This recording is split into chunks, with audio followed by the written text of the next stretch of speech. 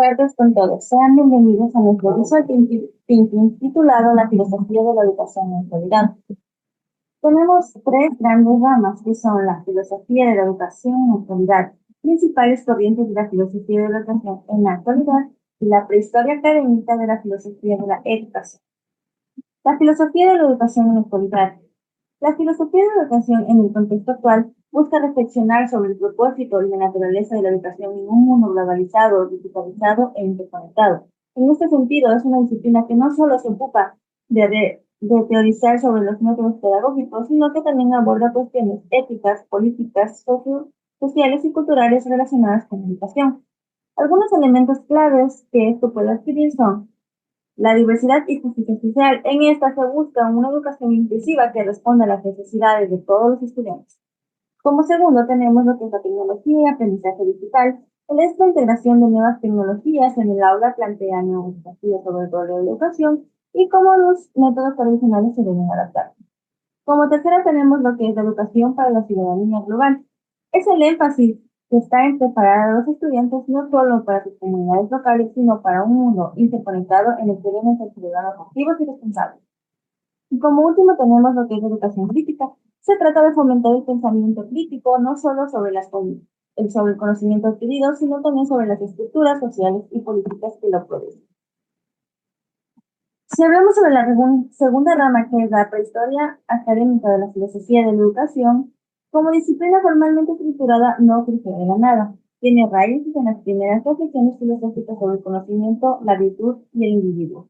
Las ideas fundamentales que luego desarrollaron en la filosofía de la educación tienen sus orígenes en figuras clásicas como Platón y Aristóteles, quienes ya discutían sobre cómo debería formarse el individuo dentro de la sociedad. Sus momentos claros son la antigua Grecia, la Edad Media, el Renacimiento y la modernidad. En la antigua Grecia, el concepto de educación como funcionamiento integral de la persona, cuerpo y alma, como se observa en la obra de Platón, especialmente en la República y Aristóteles. Edad Media, la educación se basa en el pensamiento cristiano y escolástico, donde la enseñanza estaba profundamente influenciada por la Iglesia. Y por último, Renacimiento y modernidad. Como pensadores como Rousseau, Kant y Herbart, la educación comienza a ser más vista desde una perspectiva de desarrollo humano, individual y social. Rawls, por ejemplo, introduce la idea de la educación como una herramienta para la libertad y la autonomía. Y por último tenemos lo que son las principales corrientes de la filosofía en la educación en la actualidad. Hoy en día estas corrientes filosóficas de la educación se diversifican y responden a diferentes contextos sociopolíticos, éticos y tecnológicos. Una de las más influyentes son la filosofía crítica de Paulo Freire. La educación es vista como un medio para la liberación, la pedagogía crítica, que se ve la transformación social y la educación no es solo un proceso de transmisión de conocimientos, sino también una herramienta para cuestionar las estructuras de poder, fomentar y justicia social. Su enfoque es la participación activa, diálogo y conciencia crítica, y su impacto es el pensamiento social y político en el aula, con el énfasis en la igualdad y los derechos humanos. Como segundo tenemos lo que es el constructivismo de James Page y Lev Vygotsky. La educación se enfoca en la construcción activa del conocimiento por parte del estudiante. Se rechaza la idea de que los estudiantes son simplemente receptores pasivos de información. Su enfoque es el aprendizaje basado en exploración, resolución de problemas y comprensión profunda. Y su impacto es el aprendizaje centrado en el alumno, metodologías como el aprendizaje basado en proyectos y el aprendizaje colaborativo. Como tercero tenemos lo que es el pragmatismo de John Dewey. La educación debe estar directamente relacionada con las experiencias y los problemas de la vida diaria. Se le da mucha importancia al aprendizaje experiencial y a la reflexión sobre sobre las experiencias vividas.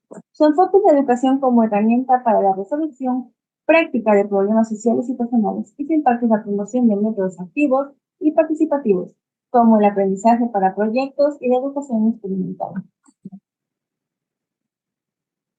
Como cuarto tenemos lo que es el post-Dermatismo y pedagogías post-estructuralistas. Las teorías post-Dermat cuestionan las grandes narrativas de la educación tradicional, proponiendo enfoques descentralizados que permiten una multiplicidad de voces y perspectivas. Su enfoque es la descripción de los sabores, crítica al poder y el conocimiento emocional. que imparte la inclusión de diversas perspectivas culturales, sociales en el currículum y un enfoque crítico hacia las jerarquías de un conocimiento. Y por último tenemos lo que son la educación transcultural. Esta es el énfasis que está en una educación que fomenta el entendimiento y respeto hacia diferentes culturas en un mundo globalizado. Esta corriente busca una educación inclusiva y multicultural. Su enfoque es el diálogo intercultural, respeto por la diversidad y la equidad, y su impacto son los currículos inclusivos que reflejan las múltiples identidades culturales presentes de las sociedades modernas. Y para concluir este trabajo tenemos lo que es la conclusión, y en esto podemos concluir que la filosofía de la educación en la actualidad es una disciplina dinámica que busca repensar el papel de la educación en un mundo cambiante. Su historia académica, aunque profundamente enraizada en las reflexiones de pensadores clásicos, sigue evolucionando para responder a los restos de un mundo cada vez más interconectado y diversificado.